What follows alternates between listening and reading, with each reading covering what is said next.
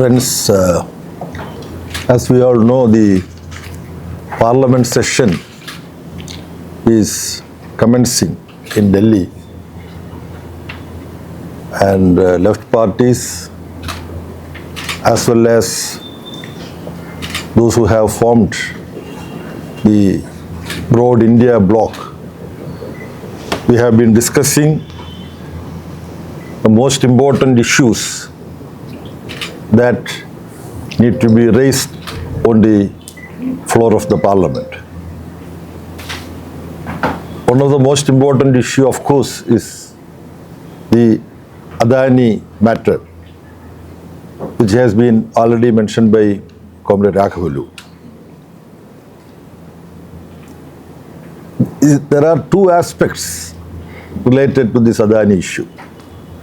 Some people dismiss it away as a usual practice of corruption, which is very prevalent in our country. Who does not know that? This kind of response is coming. That is true. But corruption is prevalent among parties like BJP and their like. That is the fact of the matter. Now, this Adani corruption, which has been brought to the notice, unfortunately not by any media of our country or any investigating agency in India. This has been brought by the Department of Justice in United States of America and their various agencies. And the indictment filed in a United States court provide lot of very curious information which is already in the public knowledge. But how this is affecting the people, that's a relevant question. You see, when over 2029 crore was promised or given as bribe to state governments, including Andhra Pradesh state government, to influence the power purchase, solar power purchase agreement with Adani's company. And the details available, the nephew of Gautam Adani, Sagar Adani, was interrogated, and from Sagar Adani, the US agencies and Justice Department was able to gather lot of evidence of the crime.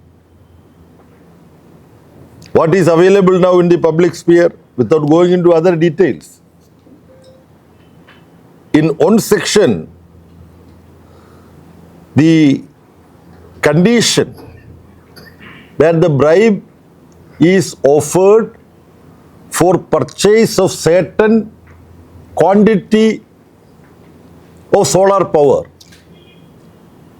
and the bribe is offered as against the quantity of solar power that would be purchased. If you purchase so much of solar power, so much of bribe, so much of crores of bribe would be given. What does that mean? This is going to come on the shoulder of the people or companies, whomsoever buy again the solar power from the agency, government. So this is actually this 2026 crore rupee being offered or paid as bribe in the solar power purchase agreement. That is going to come on the shoulder of the people, Indian people, Indian companies.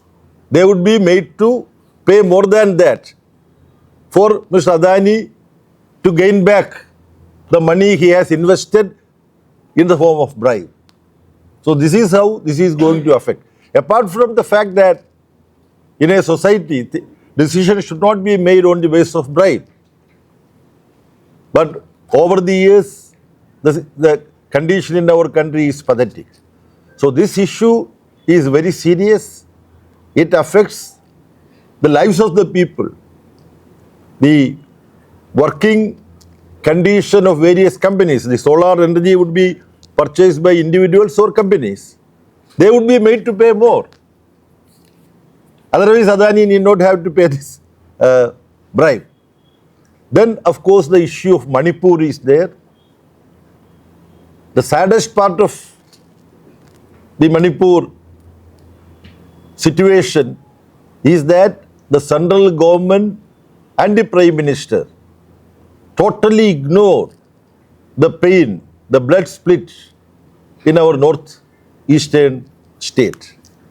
And now information is available that the person, the Chief Minister, Mr. Biren Singh, who is directly responsible for various gruesome incidents that had been happening in Manipur, he continues, despite he having lost any right to continue as the Chief Minister of State, he is still being protected by Narendra Modi and Home Minister Amit Shah. This is a blot on the secular democratic tradition of our country, the integrity of our country. Divisive forces, terrorist forces, they are given a free rein in a province of our country. Of course, various other anti-people policies of the union government will also be raised on the floor of the House. For example, chief ministers and finance ministers of various states, non-BJP states, have had their meeting. First meeting was held in Kerala, then another round of meeting was held in Bangalore. The rights of states being systematically corroded and assaulted by union government. Fiscal federalism is totally abandoned by Narendra Modi government. And the entire country was shocked when a gruesome landslide happened in Wayanad. 2-3 villages were totally washed out. Can you believe? Not a single rupee as a special assistance against the Wayanad calamity is so far given by the central government. Central government usually routine share with regard to disaster department. That goes to different states. Other than that, there was no special assistance given for the Wayanad calamity, where thousands of crores of loss the people suffered, the state suffered. State generated funds. Even from Andhra Pradesh, people donated. But central government is behaving in a highly irresponsible manner. I don't want to narrate which are the states where far lesser calamities had happened. Due to political consideration, Narendra Modi government extended assistance. Of course, a state should not complain when some states get some assistance from center. But the point is that some states, especially those who are not in line with the central BJP government, such states are being discriminated against. This is also an issue which should be raised. Apart from price rise, unemployment, and the negative attitude of the central government towards various states. Here the issue related to Visakhapatnam steel plant that has been already flagged. Similar problems are there with regard to every state. All these issues would be raised on the floor of the House by the stronger opposition that we have after the 2024 Lok Sabha election. In the previous parliament, Modi and Amit Shah, they were bulldozing anything and everything. And they were suspending hundreds of MPs from the House, and in their absence, without discussion, they were passing whatever they wanted, left, right and center. Now, after the last Lok Sabha election with the people's verdict, where BJP lost its single-handed majority and opposition became strong, this is not happening. Waqf bill also in the last session of parliament they wanted to do in a similar manner. But there was strong opposition. Finally, Modi and Amit Shah, they were compelled to constitute a parliamentary committee to which this bill is being referred to. But that parliamentary committee also not behaving in a proper manner. That our opposition members of the Joint Parliamentary Committee flagged that issue, raised that issue. So that the functioning of the democratic republican constitution, it is under threat. So we have to be very vigilant, and media has to play a very important role in that. This also we wanted to bring before you, to flag these issues in a proper manner. Sir, BJP reiterates that we are strong enough to fight against the Indie bloc after the Maha-election. Okay. No, we are yet to review what happened in Maharashtra. BJP and RSS, they are in a very, very crooked manner. They do social engineering. They appease certain sections. When I had a personal visit via Mumbai, I spent few hours there. When I happened to speak to the driver who was taking me to a friend's place, and he told me what kind of money is being spent there. This is a very important, not only in the context of Maharashtra election.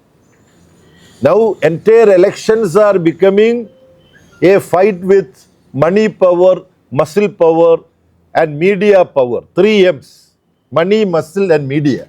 Media also is bottom. You raise this very relevant issue. There are still people in the media who go by certain values, but the mainstream media is totally purchased.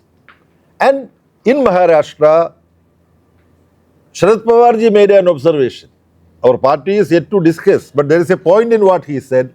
After the Lok Sabha election show of the India bloc, apparently they became somewhat complacent. They became overconfident. There are many issues we have to. So, India bloc parties have to be serious. Some parties are not sufficiently serious. Since we work as a bloc, we don't make self-criticism more open than this. So everybody should introspect to find out as to what happened in Maharashtra. What happened in Jharkhand is not a compensation, but that shows that it is possible to face and prevent this BJP bulldozer. And what is there? Bulldozer is, now bulldozer is their symbol. So it is possible to prevent that. In Kerala also, by-election happened. They were planning to win one assembly seat in Kerala, which they could not. So different responses are there from different corners of our country. We should draw proper lessons from this. And I am sure CPM, the left and the India bloc will seriously discuss as to how all this had happened. Then we will come out with some common understanding.